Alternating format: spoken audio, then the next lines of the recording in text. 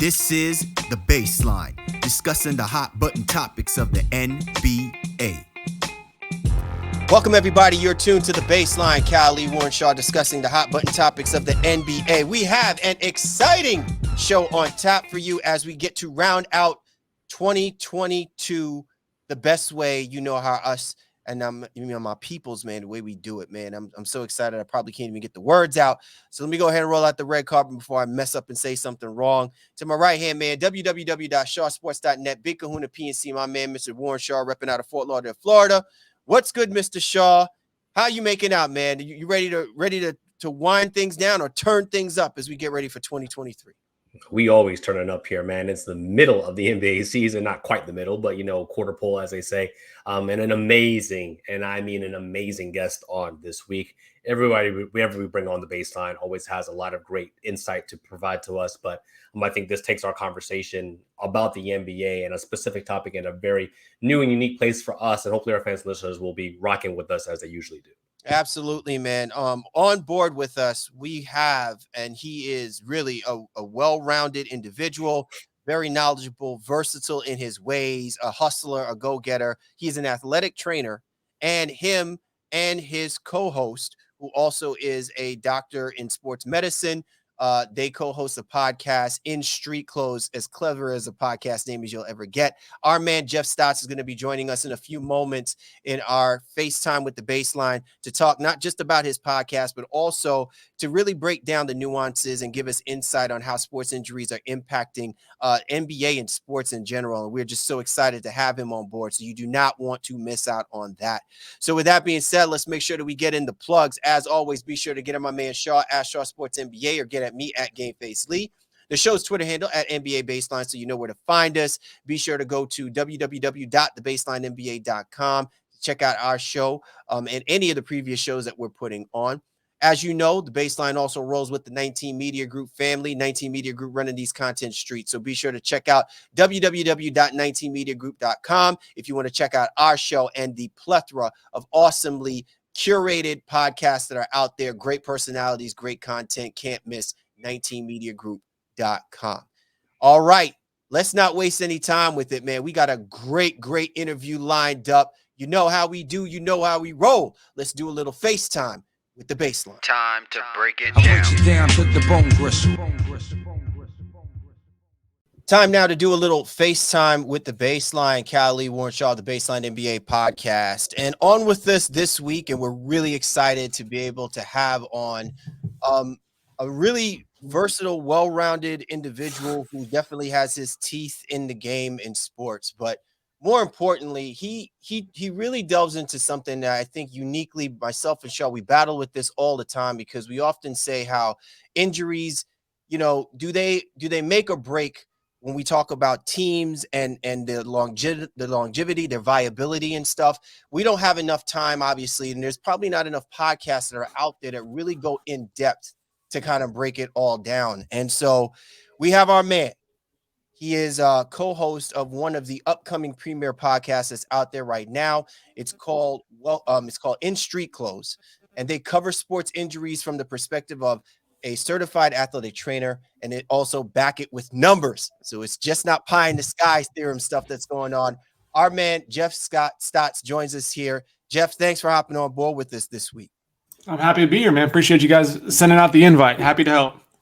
Listen, we are actually happy to have you on because we're finally going to have somebody else who can talk some sense to our people because, listen, and I'm of the mindset as well, too. I think we kind of just dismiss the idea, the notion that sports injuries do have a major impact on how we look at teams, not just in the short term, but even in the long term, even when we probably have to have the question about whether or not teams have dynastic aspirations, if whether or not injuries can certainly hamper that. And I know we'll get into all of that, but the podcast that both you and your co-host, Brian Stutterer, have is just absolutely awesome. It's really great for people, and I would encourage them to go listen to it whenever they have the opportunity. So first, talk a little bit about your experience, being a certified athletic trainer, and then what it led to your transitioning for you and Brian to put together the podcast?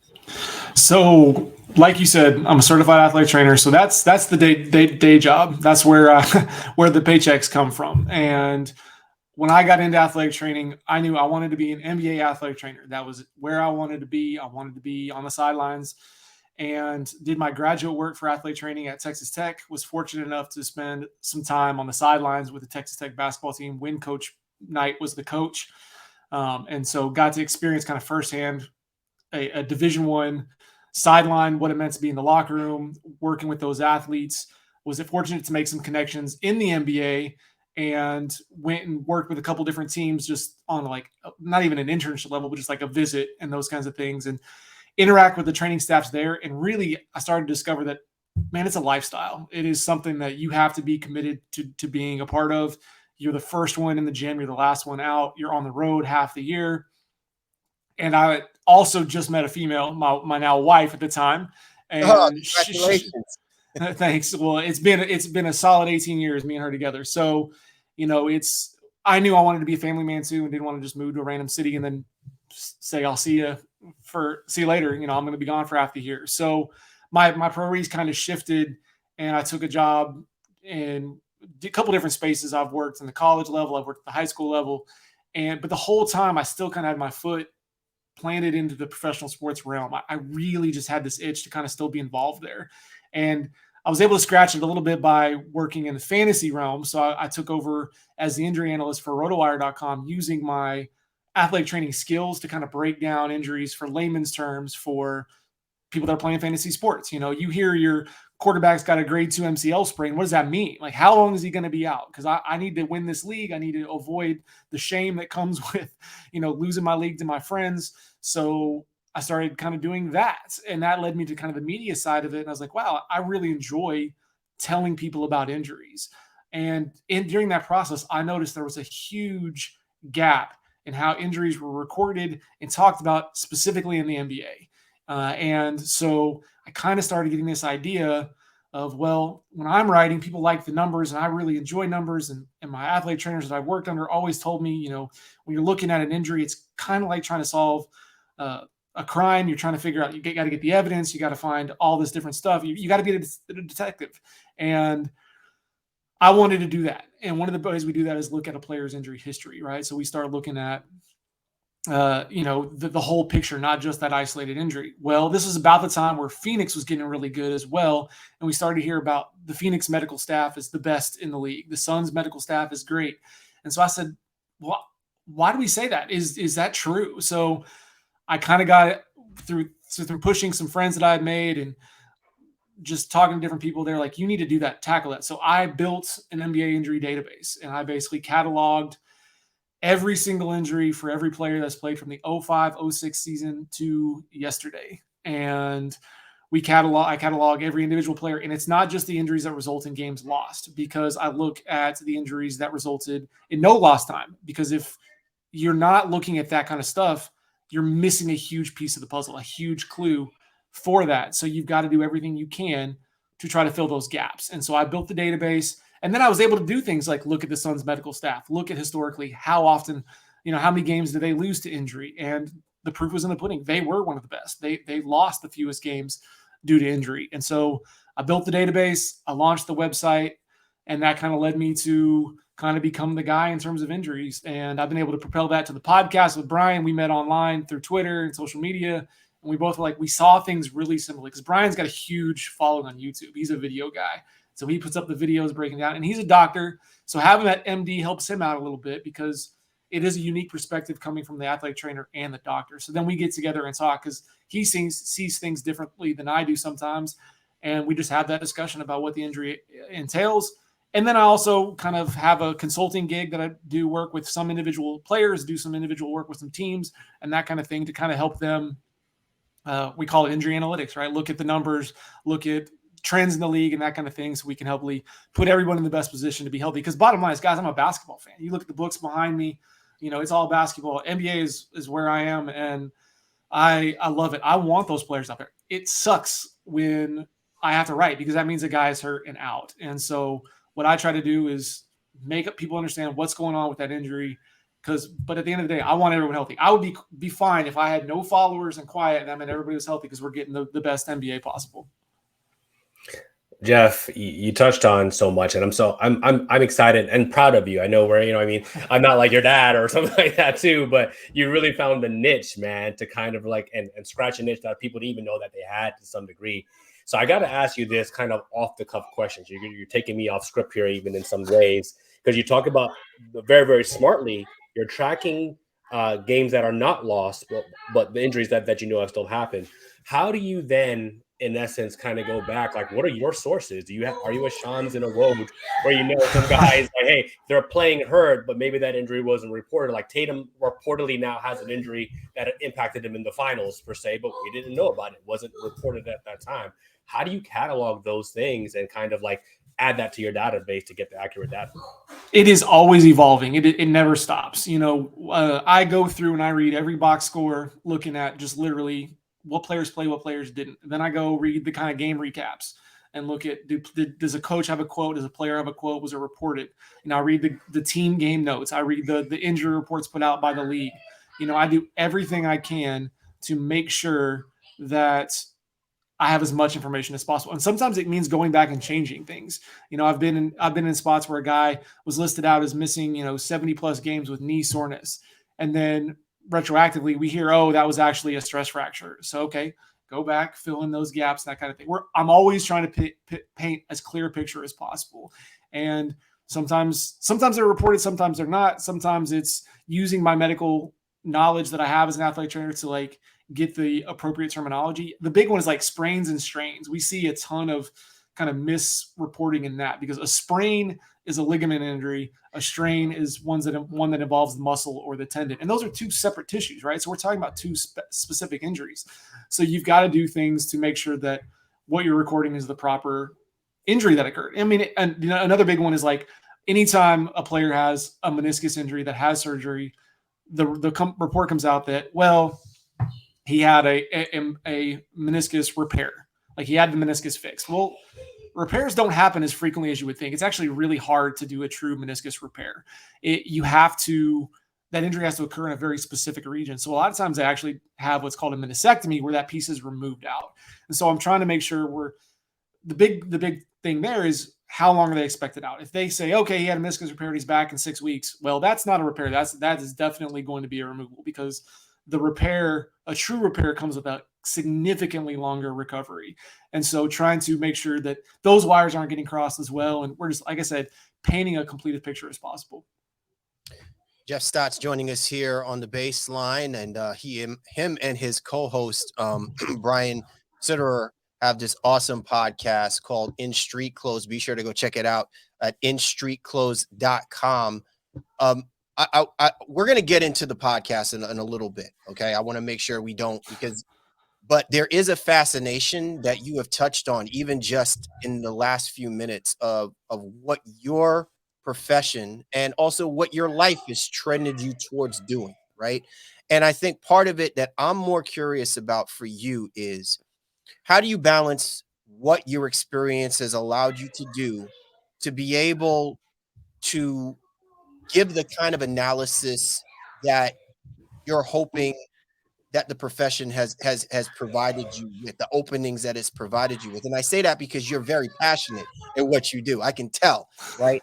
And so when you see athletes going through a lot of these type of injuries and things, how do you break that down? How do you look at that? Because I'm sure that you're saying, man, if they have the right people, on their team to really to go at this and attack this, then maybe they will accelerate their recovery time, their ability to get back on the court. Whereas based on when you see certain situations that you see guys coming back 2-3 weeks earlier than necessary, you're like, what in God's name are you doing? Like, you find yourself pulling your hair out knowing that some of these guys are actually coming back earlier than what the true diagnosis gives. Yeah, was that a ball joke? You can see the hairline's a little bit thin up here. It definitely, it's a maddening thing from a standpoint of I do look at numbers, so I know the trends and I know that's kind of one of the things I always get asked on Twitter from fans is, well, is he returning too early? And the truth of the matter is, I don't know. I can give you the data, what the data suggests, but it's not black and white. And that's what I try to make people understand more so than anything with injuries is, on my end, my mentor told me, no matter what level you are, wherever you are, you have to prep that day like it's the World Series, Game 7 of the NBA championship, whatever sport it is, you prep like that is the day. Because if you prep like that, your athletes are going to take that into consideration. They're going to see you working hard, and they're going to build up that confidence in you. They know you're taking it seriously.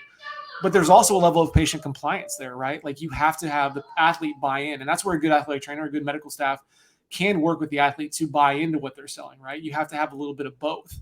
So it's complex. And then it's also, there's a lot of variability in certain injuries. There's variability in, is the athletic training staff also dealing with 4 or 5 other injuries? So maybe preventative care wasn't at the forefront because they were dealing with rehab care. And so that let this injury develop and occur. I don't know. It's a balance. So you do everything you can to equip everybody possible. I try to, in a lot of the teams that we work with, we try to be that bridge between the front office and the medical staff, because, you look at a team like the Knicks, who historically there for a while lost a lot of games due to injury, and it was really high numbers, but they were also investing in players that were high injury risk coming in. So you had guys like Amari Stoudemire, Jerome James, who was coming off of an Achilles tear, and they were investing a lot of money in these guys, and then asking the training staff, hey, get these guys healthy, when it's really hard to do. It's not even the best can't do that. It's kind of like I always compare it to, if you're going to have the premier chef at your restaurant, you're going to give him premier ingredients. You're not going to say, okay, here's a can of SpaghettiOs and some Cheerios and make something delicious. Now, can you make something work? Yeah, but it's not going to be necessarily what you want. So it's multi-layered, it's multifaceted, and you've got to do everything you can to, just like I said earlier, paint the complete picture as possible. And there's a lot that goes into that. It is not black and white. It is not, hey, this is what the numbers say, and I guarantee you that player will be back, right? Because that's just not the case. But what we do is we try to mitigate risk, evaluate and a player historical data. What does it look like? What are the things we need to do? And then also, are there staffs that are notoriously conservative? Do they tend to also then have lower? Are you sacrificing games lost to not have that injury reoccur down the road, and that trickle effect? It's kind of like ripples in a pond, right? Like sometimes the stone is one thing, but what are the effects? What does that ripple do? And that's, like you said, a pretty complex situation. And I do my best, and it's not always perfect, but it is something, like I said, like you noticed, I'm really passionate about, and try to explain it from everybody's side, because it's not as easy as just, is he playing or is he not? Jeff, man, that was an awesome analogy. And Shaw, I want to have you jump in because I know you got a question following up this part. But I love that analogy about the New York Knicks, because to me, this is tried and true of what I keep complaining about when it comes to Knicks fans and this short-term affinity of instant gratification and success, and the forgottenness of how you mentioned, you can't make a premium meal with SpaghettiOs, Cheerios. Because underneath that layer, what you're talking about is you're not dealing with the ingredients whole, organic, pure. When they first come in, they're already processed, made for something else. And then now you're having to restructure and reconstruct it. There's no guarantee that it's going to be exactly the way you had it if you had the ingredients organic. And to me, that's the reason why the drafting process and being able to go through and understand your athletes and what type of injuries they're going through and putting them through your program and regimen makes so much of a difference if you looking at the long-term version of what your team's going to look like 3-4 years. And this instant idea that if you put these guys on this team, they should automatically go into an NBA championship. And to damn with the fact that they may actually get themselves injured, you're gone for an extended period of time and you overextend yourself.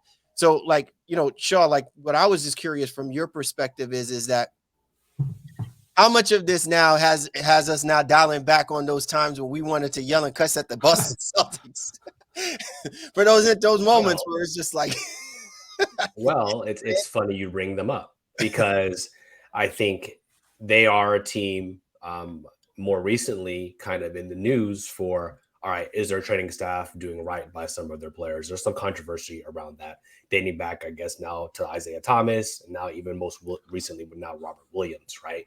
Jeff just spoke about some teams that are notoriously cautious and the way that they want to mitigate. I think the San Antonio Spurs kind of come to mind, and they're pretty much invented the load management situation, that the NBA kind of faces right now. So I think what I want to ask you, Jeff, is, in some of that, and this is a little tongue in cheek, so to speak, and we don't want to get anybody in trouble.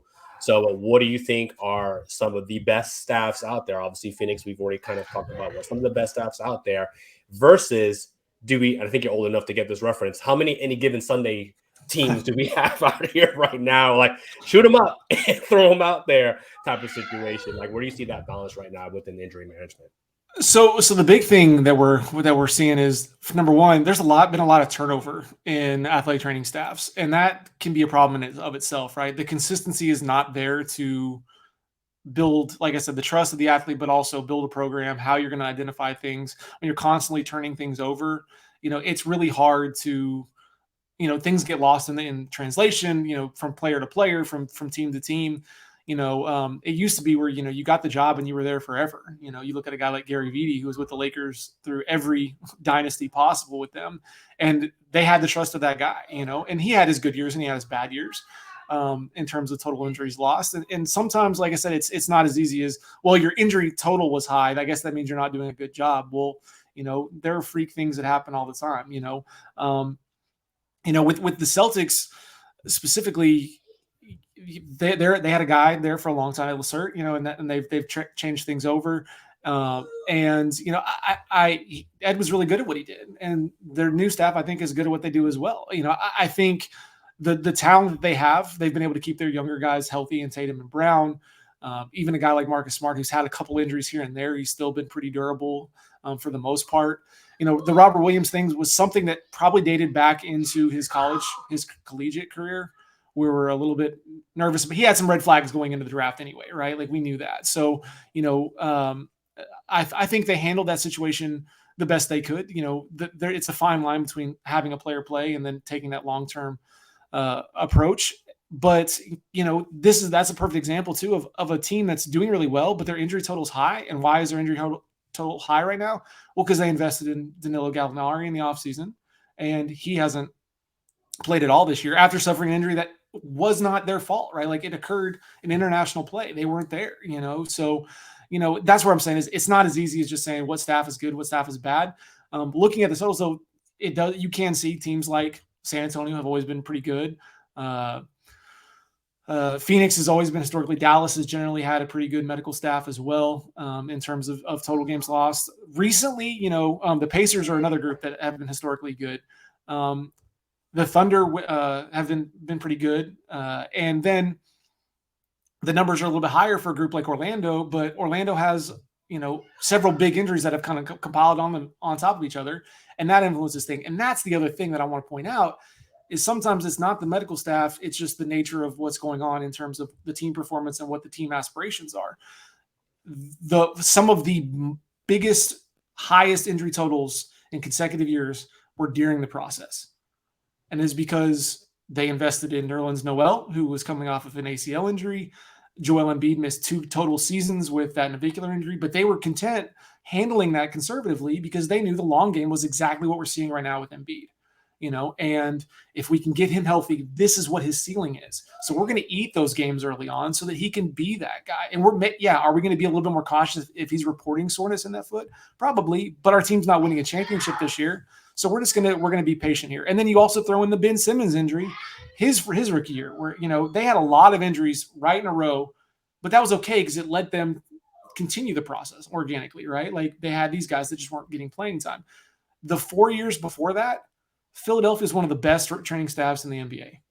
They missed minimal amount of time. They were, right there. And now that the process is quote unquote over, right now that we're kind of seeing the fruits of those labors, they're back in the green. They're back in one of the lower staffs. And that staff has been there consistently throughout it all. Does that mean they're a bad staff or a good staff? No, it just simply means that the ebbs and flows that come with injuries are there. And it's, like I said, it's not as black and white as yes or no, who is good, who's bad. It's looking at the collective and painting that picture, telling that story, because it's a narrative to it as well.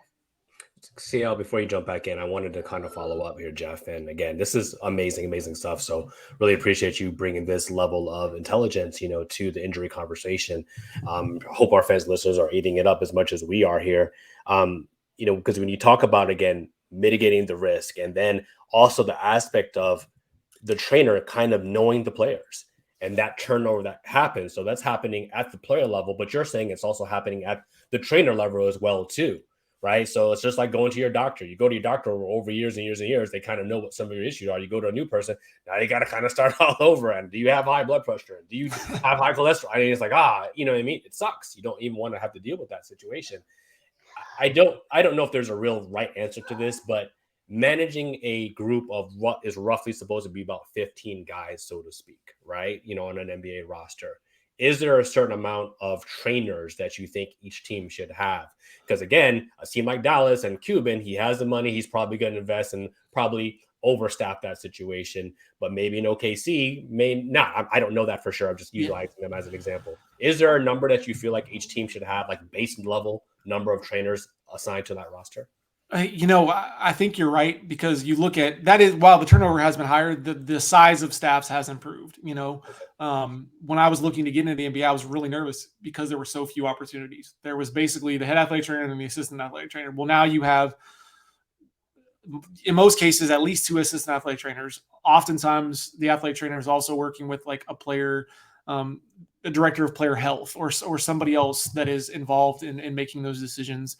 And I think at least 5 people is probably safe in terms of just having, because that's, if you do the math, right, that's 3 players to a person, right? If push comes to shove, if everybody's in the training room, we can try to manage, 3 guys at a time. You're likely not going to have that situation, but at least you can then keep an eye on those kinds of things. Would it make sense to be more? Yeah, but then we're talking about other people under that sports medicine umbrella. Your massage therapists, your physical therapists, your nutritionists, your dietitians, the mental aspect of it. You have a sports psychologist. All these people should be collectively working together. And so if you can afford it, why not invest? Because here's the big thing. So we'll put it like this, right? A salary for someone starting out would be, what would you say? $50,000, $60,000, somewhere around there, if not more, somewhere around there. But if LeBron James misses 1 game, that's going to be significant. So we'll even do it this far. Like Chris Paul this year is making $28 million. He's missed 12 games with this heel injury that he has right now. That's $4 million in salary lost. You're not getting that back. You've paid that man for 82 games. He's missed 20 games, whatever it is, 12 games. Salary cost loss is $4.15 million due to that injury right now. Why not take a fraction of that, invest it back into the medical staff, so that then you can maximize that guy being out there and maximize what you're seeing on the court by investing a little bit more money in behind the scenes. And that's really what, we start. And especially as the salary cap continues to increase and we see the size of contracts get bigger and bigger and bigger, you're investing more and more and more money in these guys. Why are you not going to want to potentially meet that with the additional investments, additional resources that are going to cost you a fraction of the cost? You know what I mean? In terms of salary dollars lost. Jeff Stotts joining us here on the Baseline NBA podcast, doing a little FaceTime with the Baseline. His podcast is In Street Clothes. Him and co-host Brian Sitterer do a phenomenal job really breaking down the nuances and the analytics of how sports injuries are impacting not just the NBA, but sports in general as well, too. Brian, you kind of opened up a Pandora's box, right, with what you just said and the interaction that you just had with Shaw. So now it has me asking this question, because it also lends to the argument that now we're talking about specifically with the NBA and that contracts are guaranteed. It also means how much or how big is the trust level of the pro athlete with the medical staff of said organization. And I know, Shaw, later on we'll get into the Kawhi Leonard situation, but I'm just really curious in general when it comes to superstar athletes that have access to that type of money, right, where they're getting paid north of 20, 30, 40 million dollars a year. They're going to probably invest in their own staff. They're going to probably invest in their own team. to really assess where their health is, what should be the time frame given for recovery, for therapy, things of that nature. How difficult, from your experience, is that even now more? That because we think that more money could be added into the pot, it could also, like they say, more money, more problems, right? But like, you can never have enough money to not invest in the right equipment and the right programs necessary in order to accelerate a guy's ability to come back. At the same time, you have situations where guys just don't seem to trust what the organization is laying out for them, and then they'll invest in their own. How deep rooted can that be? Can it be a very volatile situation? Has your experience led you to believe that it's not so much?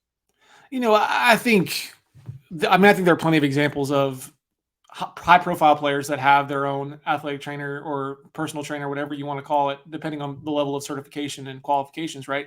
That follow these guys around, and whether they end up just living in the same city as that person, then working with them, or literally being on the payroll and staff of that team, right?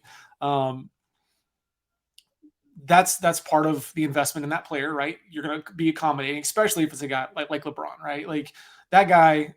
The thing that fascinates me about LeBron is, and he was one of the reasons why I really was so focused on doing the database, is he's one of the top 2 or 3, we can debate, greatest players of all time. The longevity is what stands out, but that does not mean LeBron was without injury. Right. I have rows and rows and rows and rows of injuries in my database for him. We're talking somewhere about 200 individual injuries noted for LeBron James, right? That doesn't mean he's missed a ton of time, but he's played through or with injury. But he also invests a ton of money in his body. We know the things he does on a day-to-day basis, just from social media, right? You see what he's doing, the things that he's doing, because he loves to put that stuff out there, which I appreciate. It shows that it takes work to be LeBron James. It is not something you don't just roll out of bed and go to the gym and show up and you're LeBron. It takes a lot of work. And so I do think that could potentially lead to issues, right? But it's getting everybody on the same page with communication, right? And if your team does things a different way than the player, how can we get everybody to at least come to some kind of compromise, or this is how we're going to handle things moving forward? And if that does mean, okay, well, you're not feeling comfortable, we're going to put some trust and stock in you and you're not going to play today, but if you're meeting every metric from our training staff, can we compromise and say, we'll give you the second out of a back-to-back offer, those kinds of things. You need to have a sit-down conversation with the player, the medical staff, and everybody else involved to help shape those decisions. Because a lot of times that also leads to, what are we going to do in the offseason, right? Because you're going to leave our facilities, you're going to go back to your hometown, and you're going to work with this guy. And are we making sure that we're checking in routinely with you, regularly with you, so that everybody's on the same page? I mean, you saw, Dallas is very well known about sending their medical staff to Slovenia to work with Luka when he's doing Euro basketball and things like that, to make sure that everyone is where they need to be. It's not, hey, we don't want you playing this many minutes for, your national team. What we want to do is, when we're over there, make sure that the recovery steps are being taken care of. If something does happen, how do we address that? How do we treat it? And that way everyone gets to do what they want to do. Luka gets to play for his home, his home country, which is something he prides himself in, but we also get to make sure that your health is ready and where it needs to be, so that when you hit Dallas Mavericks time, you're invested and ready to go. Yeah, and I have the utmost respect for those staffs that are able and willing to do that. That is an excellent point that you made, Jeff, because everyone makes this idea, like, when we talk about athletes in the off season, they just think, oh, okay, go vacation and then come back in training camp and they'll get their game back. No, there's a reason why these guys join the Drew League. There's a reason why these guys play in certain tournaments. If they're international players, they play for their home national team and things of that nature. You still have to play the game. You still need the required amount of reps to still be able to get yourself in the swing of things when the time presents itself that you're coming back to camp or you're getting ready for your season and stuff. And I think people just misconceive the idea that, it really sucks that a person gets injured in the off season doing what exactly it is that they would have been doing regardless. Like, you could get into a training accident in the gym, you know what I'm saying? Yeah. And it was because you're getting yourself prepared, for the upcoming season because of that. But that's part of it. But I think the fact that you make the mention of supplying a team or the organization making sure that there's a team there to just make sure, and they're monitoring the situation as well too, and they're not bullying them, I think to me is a great incentive. I don't know whether or not that's what the trend is telling us, but there's often been that misconception that when athletes go out and they're actually training or doing something in the off season to keep their body in tune and shape for the regular season, that suddenly it means that they're just, completely obfuscating their obligations, and they're just dashing it away and throwing careless to the wind. So few instances of that is what typically occur. Yeah, I have a ton of examples in my database of players injured in the offseason, right? But every time you pick up a basketball, every time you get out of bed, you're at some degree of risk of injury, right? Like, it is inherently a risky sport, right? Because you are running, jumping, and potentially landing on somebody or coming to a hard, sudden stop. That's injuries are going to occur. If I had the magic pill, I'd be a billionaire, right? Because we would all be healthy and everybody would be playing and there wouldn't be the risk. But it is risk mitigation. So how do we minimize that risk? And how do we build in recovery time from the grind of an 82-game season with preparation? And there's that balance. And some guys are physically able to take 2 weeks, 3 weeks off and then jump right back into it and slowly build things back up. And others, if they take those 2-3 weeks off, they're going to then have to come back and work harder to lose additional weight, prep their body back to where they were, factor in specific injuries that they've already had. And that's one reason why I think a lot of people don't understand how devastating a big injury can be, because it breaks routine, right? Instead of hitting those normal beats of an offseason where you're recovering or you're enjoying time with your family or you're doing things to mentally and physically give yourself a break, but also begin the preparation for the next season. Now you're doing PT. Now you're in the gym every day, not touching a basketball, but doing things like ankle pumps or, quad sets or 4-way hip exercises, all these things that are not sexy, right? We don't see a lot of that up on Instagram where they're doing, exercises with a TheraBand or a Dynadisc, those kinds of things, right? But that's part of it. And so you look at a guy like Kristaps Porzingis, right? Lots of injuries in his career, but he had a limited offseason this year in terms of rehab. He was able to play for his national team, and he's having one of the best career, years of his career. He looks like that unicorn again. Is that not necessarily Dallas's fault, because there were stretches in Dallas where he played well, but then he got hurt. And that's just another, it kind of derails the train, and all that buildup you had, you've got to start over. And sometimes the ramifications of injuries take time. Like it is going to be a process in which you are doing everything you can to get back to moving, and then probably additional time for those tissues to heal appropriately. And it's just, people are impatient. Our society is so often, especially in sports, right? Like we want our players out there. We want them back. One of the things that drives me crazy is when somebody comes out and says, well, if this was the finals, I'd be out there playing. I hate that, because that means your return to play criteria is different depending on the severity of the game. And that should be the case, right? We should have this baseline criteria. Like either you're healthy or you're not, you're ready to go, you're not. And I know it's more nuanced than that, right? Like I get that it's, I'm 95% versus 75%, that kind of thing. But the wording of that tends to make it think that like it's simply a check yes or no kind of answer with, is he going to play or not? Jeff, again, continuing this amazing conversation. And one of the things I'm definitely getting out of this is, there needs to be a certain level of synergy. I think with all parties involved, especially when it comes to off season. I was speaking to a trainer in terms of basketball skills, about their regimen and what does it mean to then work with that guy and whatever the homework the team might have gave that player to do in the off season as well. Not even thinking about the physical aspect of keeping that player's body kind of in check and in ways that to make sure that person can kind of go back. I was only thinking about like, all right, well, are you going to get better at your 3-point shooting? Are you going to get better at, dribble penetration and passing or setting your screen, whatever, like those really like basketball specific things. But one of the things you've also touched on here that is really important, and I'll use a brief example. Like I live in the South Florida area, and for a while I ran into John Wall various times in his recovery aspect. He puts out an article earlier this year about how mentally broken he was, and other things contributed to that as well.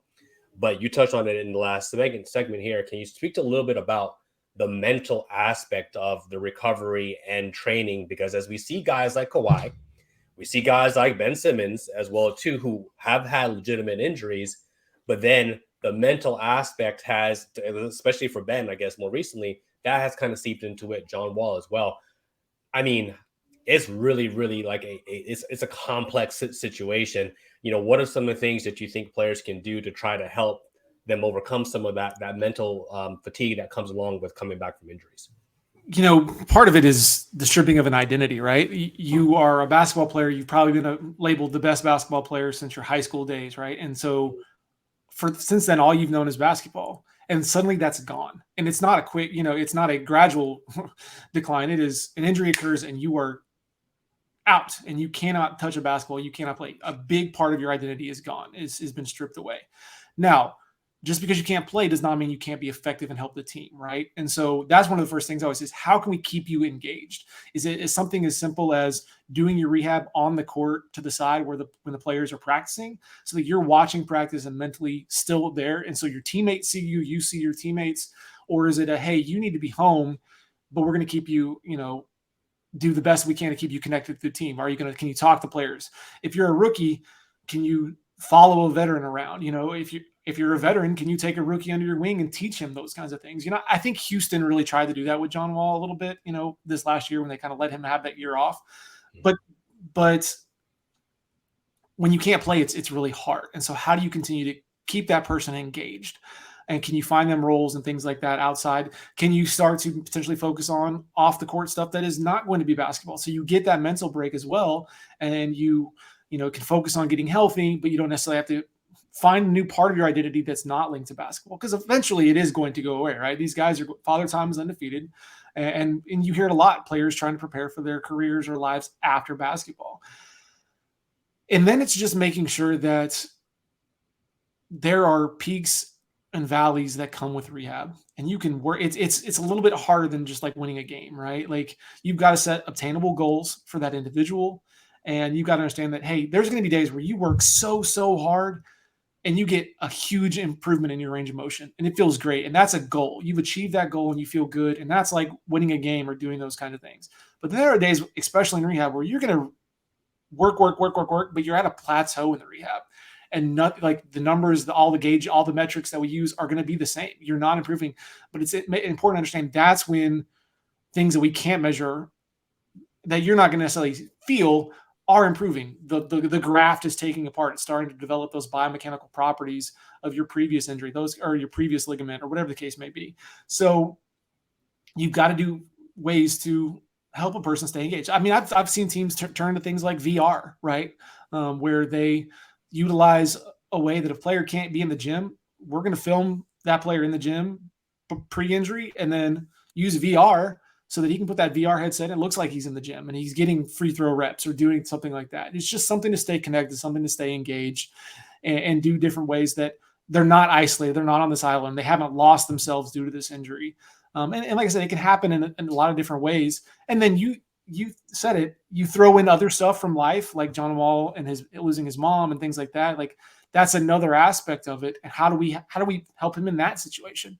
Do we have somebody like a psychiatrist on staff that can help him? Are we going to maybe get him in touch with somebody, when a player goes through something like that, where they can have an outlet that is maybe not linked to the team, so that they don't think that it's all, the motives are there. All you care about is my basketball. No, we care about you as a person. And so again, it's when I say identity and building up, it's looking at that person as a person sometimes. I think sometimes, a lot of times, fans specifically, we look at these players almost like assets. You're not helping my team, so you need to leave. Well, when you're telling that guy he needs to leave, if he gets traded, we're talking about moving his family, like doing a lot of stuff. It's not as black and white as, and I feel like I've said that a million times today, but that's kind of the thing I try to get people to understand in terms of health, whether that's mental health, physical health. It is never black and white. It is never simply as this, do this, and you'll be fine. It is ripples in a pond, right? Like, there are ramifications of everything, and you've got to do your best to minimize the effect of those ripples. And sometimes it's mental, sometimes it's physical. Can I follow up really quickly though? Yeah. And not to undo all the great things you just said, right? But are we I think the perception is, so I'm going to ask from a trainer standpoint, are we in a time of the most, I don't want to utilize that word, we're the most cautious I think we've ever been when it comes to injuries, because a lot of people are mad that play, like you said, if it was this, I could potentially play. And it's like, players are, or I don't say that they're just trying to collect the check, but they're more likely to take the more cautious approach to sitting out when they could probably maybe get out there. And maybe in years past, the perception was in the 90s or whatever that would have happened. Have we seen that shift, or have you felt that and you feel like that's a true statement? Yeah, I mean, you look at the total number of games lost, and it's gone up. It really has. It was at an all-time high last year, and that's after you take out the hundreds of games lost to COVID-related illnesses or protocol and things like that. I think what we're seeing is kind of a course correction a little bit. It used to be when we talked about injuries, it was, well, how quickly can they get back? Like we marveled when Adrian Peterson came back so quickly from his ACL tear, and that was really cool. But that shifted the focus on what we should be doing. That's making sure the player is healthy. But now, I mean, I had high school kids coming in going, well, Peterson was back in 4 months. Why am I not? I'm like, well, dude, you're not Adrian Peterson, right? Like you don't have, you're talking to me in a high school athletic training room, and we don't have the facilities that he has, the resources that he has.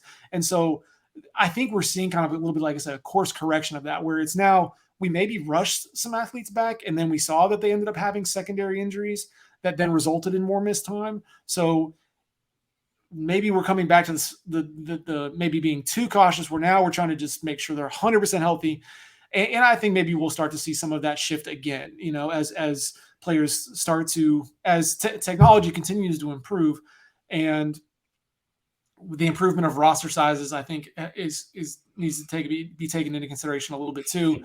But as it shifts back, maybe we'll start to see those numbers come down a little bit. And that's my hope, right? It's not that the injury rate is drastically changing or the games lost is drastically changing. It's just the way the injuries are managed or changed a little bit. And so it's less missed time, but the player is going to then subsequently miss less time as well. And so it kind of has this cause and effect overall impact.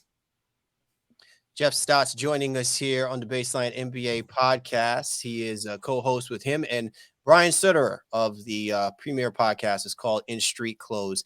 Coming up, we are going to have Jeff talk about that podcast, and we're going to have him delve into a little bit about whether or not it's helping to open up the floodgates of conversation that is well needed in the dynamic of sports, and whether or not, we factor in sports injuries and how they are impacting our perception of how we view the game and how players play the game, how podcasts like his are key in giving us that necessary insight. You'll find out that more here on the Baseline.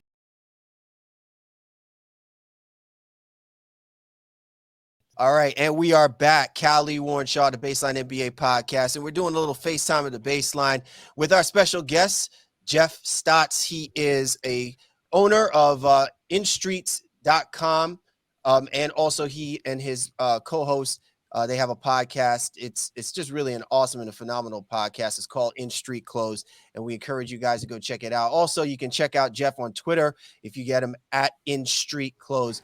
Jeff, we were just talking a little bit about, how sports injuries, and we have a very extensive conversation towards that. So we appreciate you breaking it all down. But part of the highlight of why we have you on here is because you're not just also presenting this and rolling out this knowledge, this wealth of knowledge and understanding just in the written form. It's also in the vernacular, because you have a podcast. You and Brian have a podcast that gets into the in-depth conversations covering sports injuries and also how the analytics can be driven behind that. And so I want you to talk a little bit about, how did the podcast come about? And what is it that you look to gain? Like, what is it like at the very core? What is it that you look to get people to understand each and every single time you and Brian are putting that show out? Well, I like teaching. I mean, that's the big thing for me, right? Like, I like people asking questions, and I like answering those questions as best I can, right? And I'm an athletic trainer, and I'm also a sports fan. So, anytime you watch a game with me, my wife, if someone goes down, she's already nudging me. Hey, what's going on? What happened to them? What are they doing? What are they doing? And I'm just trying to use my platform that I was blessed with to give back. Brian and I thought really similarly, but very differently. Like, we were constantly kind of going back and forth on social media, in a positive way, looking at injuries. And I was like, dude, we should do a podcast just so we can have a conversation. And really, I kind of tell people, like, if you're listening to our pod, you're listening to just two guys talk about injuries. We make a list of the injuries, and then we just kind of go back and forth. We don't really script it out. It's kind of a conversation. You're seeing a doctor, a sports medical doctor, an athletic trainer talk about things, and we see things through a different lenses, right? Like, we see it. This is how I would treat it. This is how I would see things.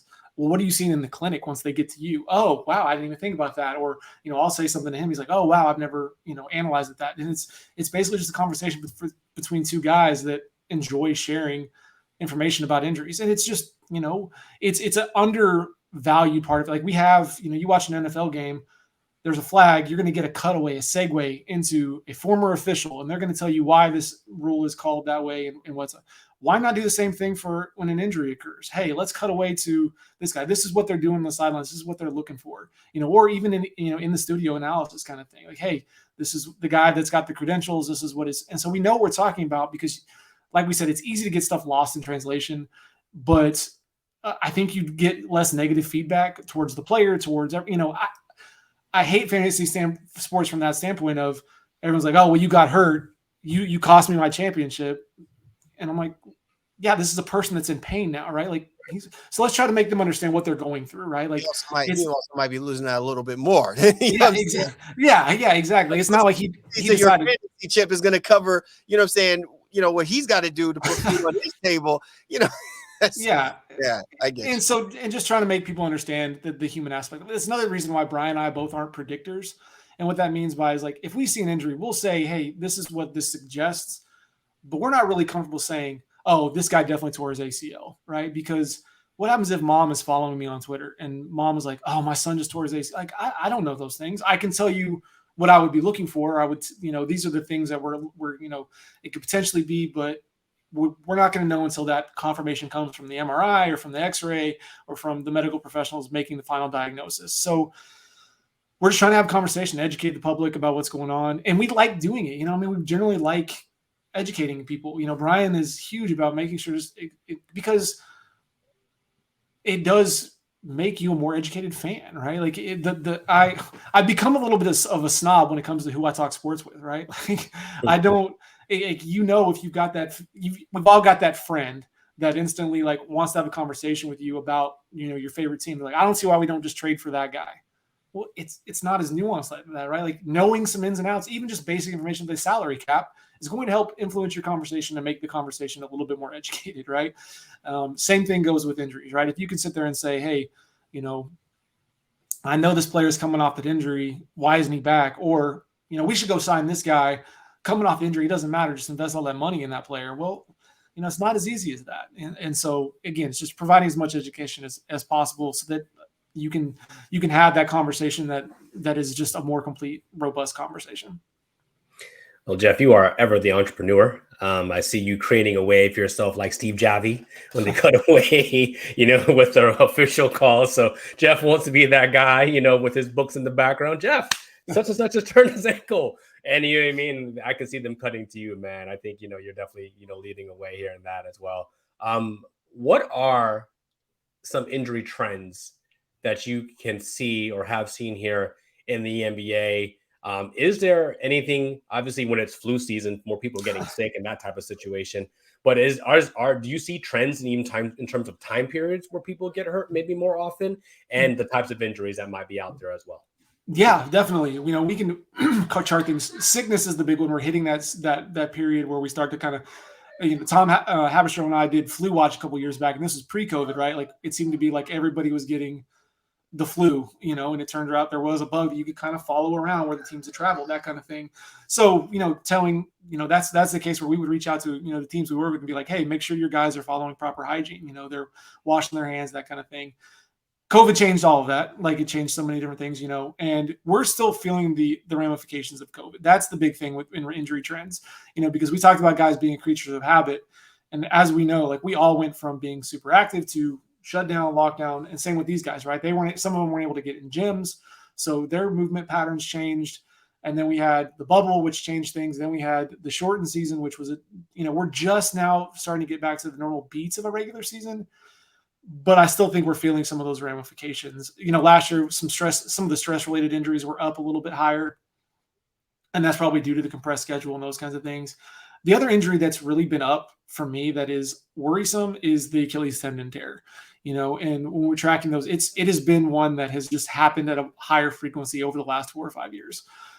And that was pre-COVID, and again, we've had a couple since then. But, a large percentage of the players that tore their Achilles had to come in within the last 5 to 6 years. We started looking at it. You look at guys like DeMarcus Cousins, Rudy Gay, I believe, was in there, tore his Achilles, the bigger name guys too. So, and it was something that we started tracking, really monitor, keep an eye on, because that something that we can measure? Is there some way we can start to kind of reduce that? And I think part of that is, if you've heard me before, we talk about, some of the fact that the rookies coming in the league have way more mileage on their bodies than in years past, starting the fact that they specialize early on, and specifically with basketball. So they're doing the AAU circuit, then they're going to high school ball, then they're, doing all these things. And LeBron, I believe even said with Mark Steiner recently, talking with him, he's worried about how much his sons are playing. They're playing a lot more than when he was playing. So, it's one that I think that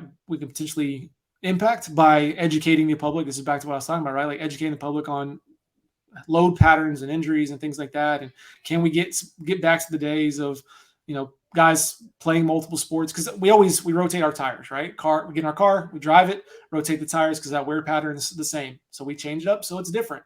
Same with our bodies, right? If you're playing one sport year round, you're loading your body in the same pattern.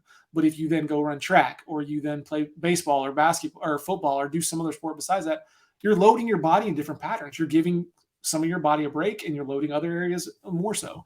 And I think that's probably where maybe we could be a little bit more proactive with educating, the AAU teams, the younger generation, in terms of building good eating habits, building good sleep habits, movement patterns, and things like that. And that takes time, and it does take resources that not everybody has.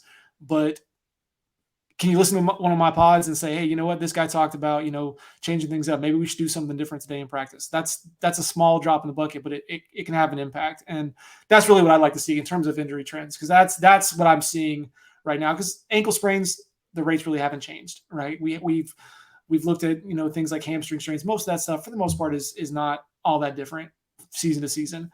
You can see ebbs and flows in a schedule, if a player's been on the road for a long time, but for the most part, it's been pretty consistent. Athletic trainer and co-host of the podcast In Street Clothes, Jeff Stotts, joining us here. I want to ask you something a little bit indirectly, and I know Shaw's got some follow-up to this, because there's a couple of players he had his eyes on. He was curious to get your prophetic knowledge about. I'm curious because it just jumped on my head in regards to Klay Thompson. And it's interesting how you mentioned how ACL tears, MCL, the Achilles has been such in an upward trend. And we've seen that, I've seen it in past, that it's been more of a plague to guys who have exhibited a high level of athleticism. The Russell Westbrooks of the world, the Derrick Roses, the Amari Stoudemires, these guys that just basically play above the board, right?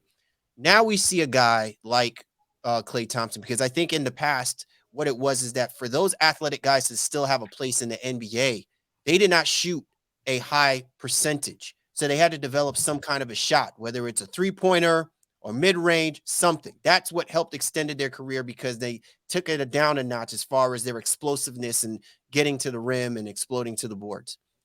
Now you see a situation like with what happened to Kevin Durant and even Klay Thompson, guys who are pure shooters, and how they had to reimagine, I guess, their game. And everyone's expectation is, okay, the moment they come back, they should get right back into the rhythm of them shooting the three.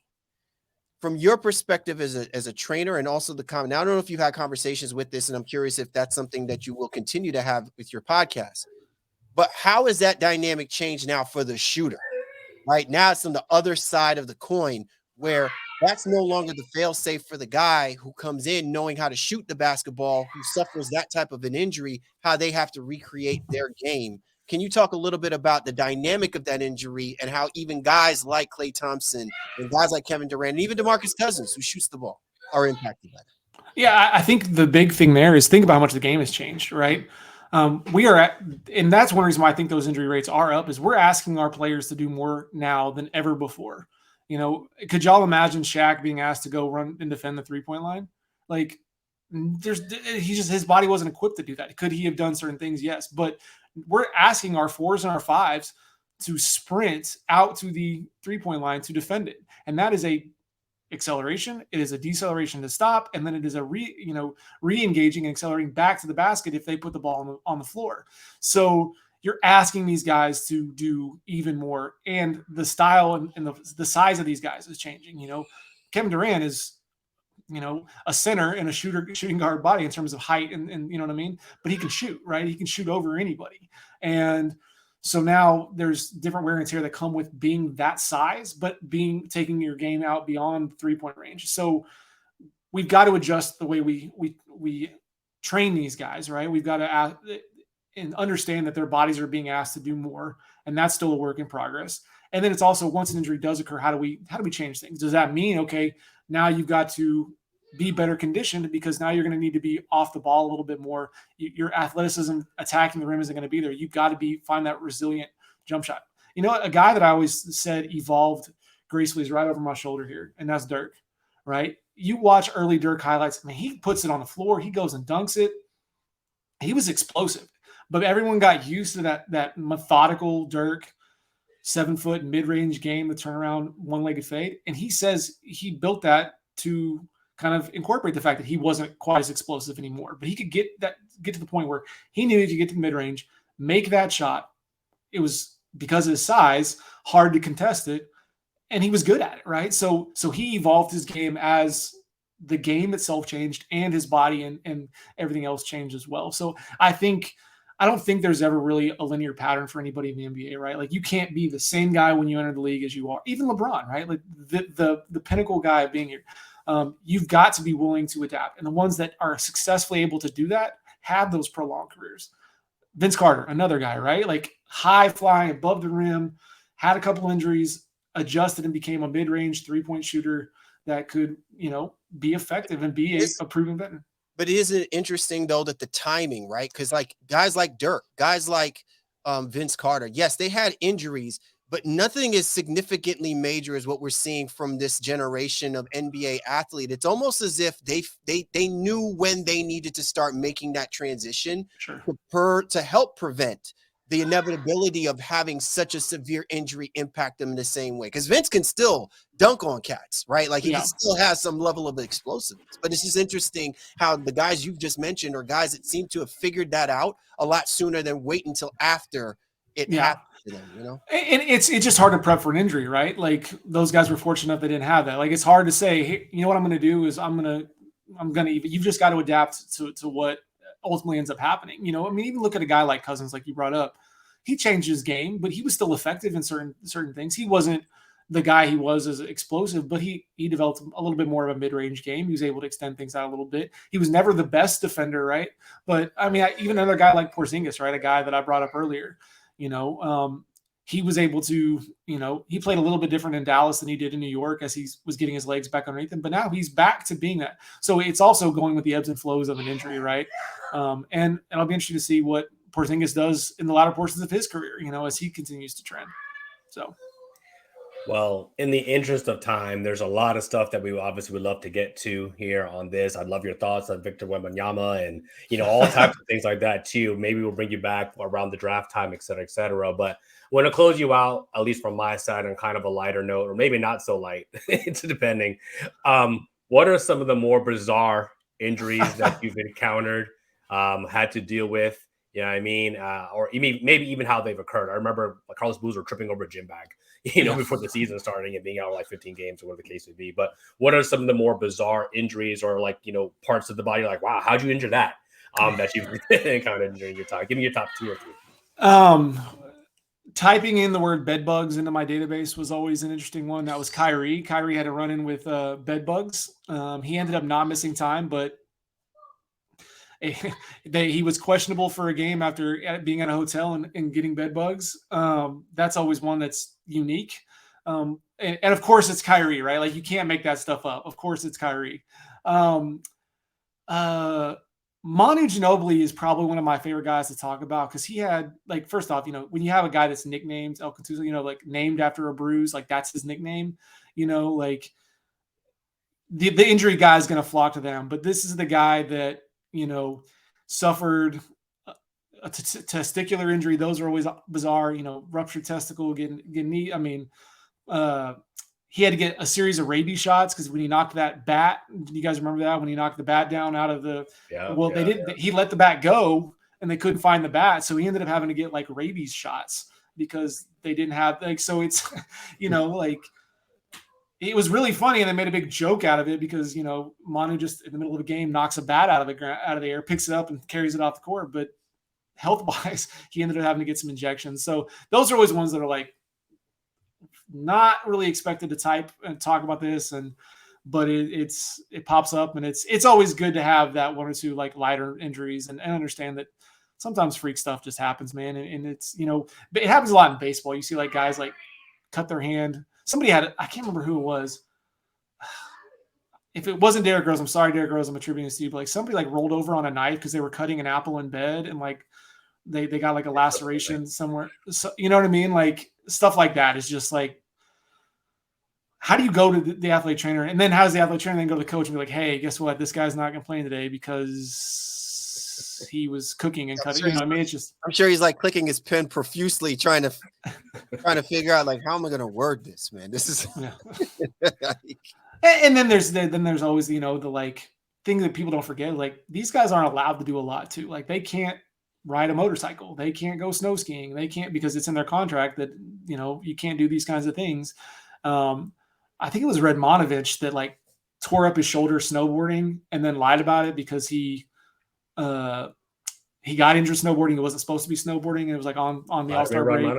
Yeah, I think it was Redmanovich. But even like Steve Blake, I think stepped on like he got a puncture wound in his foot because he stepped on those spikes in the parking lot. You know what I mean? Like, and that cost him some time lost too. So there's always at least one or two a year that I'm looking at and I'm like, man, I do not want to be the athletic trainer that has to take that to the coach and explain what's going on there. I didn't even know that was part of you guys' job description, man. Like, you're like, he's like, you're going to have to pay me a little bit more to have to go in here and like flat out, I got to come up with some kind of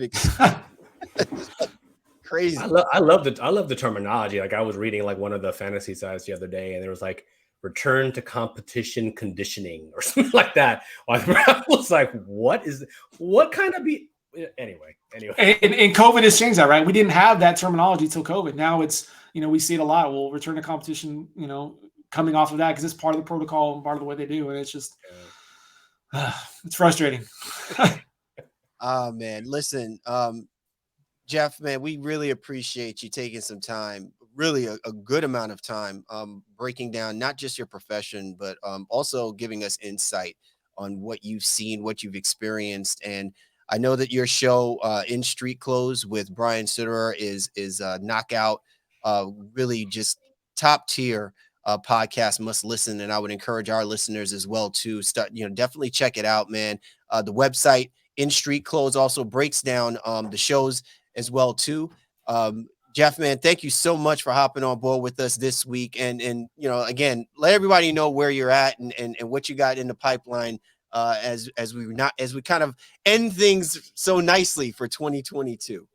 So we keep it easy. Everything is in street clothes. So when a player is injured, what's he wearing? He's in street clothes. So that's where that comes from. So that's my Twitter handle, In Street Clothes. The website's instreetclothes.com and the podcast is In Street Clothes Pod. With everybody hitting that 20-game mark now in the NBA, I'll have something up soon breaking down the kind of the trends what we've seen at the beginning of the year, who's lost a lot of games, who hasn't, and who's maybe getting some guys back. Because we're starting to see some guys come back. TJ Warren's coming back and stuff like that. So some of these bigger names that haven't played up to this point of the season, maybe that'll start to change some things. And you'd be surprised at how often the standings are linked to the guys that are available. So that'll be coming soon. And appreciate all the support. Appreciate the kind words about the pod, guys. Brian and I love doing it. It's nice to hear that other people appreciate it. Absolutely. Jeff Stotts, everybody. This awesome show that you are listening to is sponsored by Rich Kid Money Bear Clothing. The Bronx-based company represents 1990s streetwear with a modern twist. Rich Kid offers high-end quality clothing at reasonable prices. They have t-shirts, hoodies, sweatsuits, and more for men, women, and kids like me. You can check them out at richkidmoneybear.com and you can use the code 19media for a 15% discount. Okay, back to the show. And as always, this is a 19 Media Group presentation. All right. Once again, man, Shaw, it's awesome that Jeff was able to join us here and just break everything down. Just an awesome, awesome interview. And just it makes us appreciate so much more about the people that are out there that are just looking more into not just what their profession gives, but also what they've learned and giving that insight to the listener. I think it just is so key, man. It just makes a big difference in how we learn and educate ourselves and understand more about the sport and in the depths of how far we have to go in order to really be in the middle of what's going on.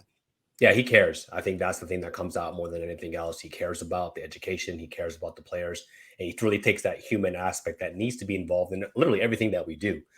So I really did appreciate his level of just not only intelligence, but passion, and also being real about what the situation is currently within sports and the NBA specifically. There were some good things about what's going on. There's some bad things about what's going on. But did a great job, I think, of complimenting those and not necessarily bringing those who he may not have the same level of opinions on. And I think that's what his podcast probably, brings out as well too, where they have some differing opinions on some stuff. So as Cal has alluded to, follow In Street Clothes, follow Jeff, follow his guy Brian as well too. Listen to the podcast, go on the website. You will not be disappointed. He's one of the premier guys out here when it talking about sports injuries, and what's going on in the professional athlete world. Yeah, and one thing I want to make sure that we put as a caveat as well too for our listeners is that this is not about him and his co-host creating controversies. This is about giving insight, and it's a platform to help really kind of reintroduce and kind of reimagine a little bit more than just what we look at things aesthetically, like on the surface. I know we're a stickler for the numbers. We're passionate as the fans, but they're also bringing an element that I think has for far too long been avoided. And so I would encourage you guys, right, your first start to really getting to understand that, go to instreetclothes.com.